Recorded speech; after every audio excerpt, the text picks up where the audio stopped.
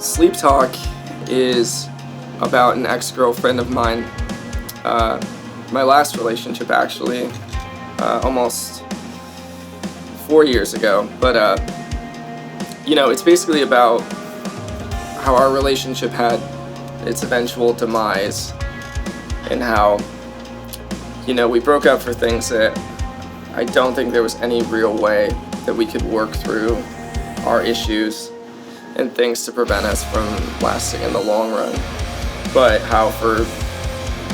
literally 3 years after we split up, we kind of fell into this toxic limbo of still sleeping with one another, still going out on dates like we were still a couple, and honestly it just turned into this really unhealthy lifestyle where I was still going out with other people while this was happening. I think she was going out with other people while this was happening, and it's just I think it's just about kind of like both of our battles, that we didn't want to let the other person go, even though we knew it wasn't really going to work out in the long run. And it touches base just basically on a point where we actually cut things off entirely, and more so it was kind of about my own guilt, in that I felt like I could have ended it a lot earlier than 3 years, hence like the 3-year one night stand line in the song. Sleep talk I kind of used as a metaphor that there were times basically where I would find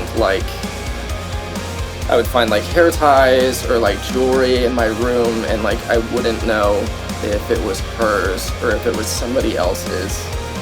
that I had been seeing, and this internal guilt would kind of build within myself, that it almost felt like I was cheating on her, even though her and I weren't actually dating. And I basically used sleep talk as a metaphor in the sense that she would be lying next to me in bed, fully conscious and fully awake, and then while I'm asleep, I would be saying another girl's name while she's lying next to me. So that didn't actually happen, but it seemed like a more artistic way of expressing, again, just kind of like my guilt and my feelings with the situation, that I didn't want her to find out about other people that I was seeing, even though we weren't together. And just sort of how I think, despite our differences and how we didn't work out, that I think she's a great person, and that I didn't really feel deserving of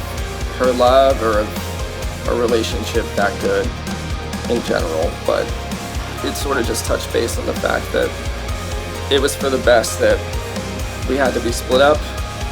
and that hopefully each of us would find our way at the end of the day.